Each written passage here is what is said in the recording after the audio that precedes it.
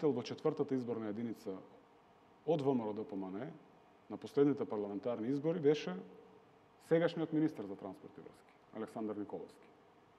Каде што ветува, што ли не.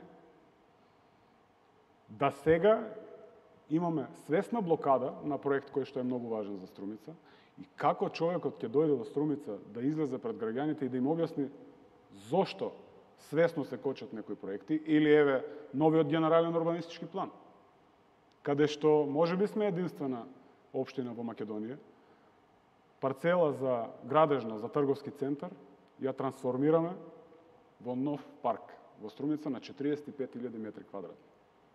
Имаме за едниот дел добиени средства од Cross Border проект, за другите имаме средства од UNDP.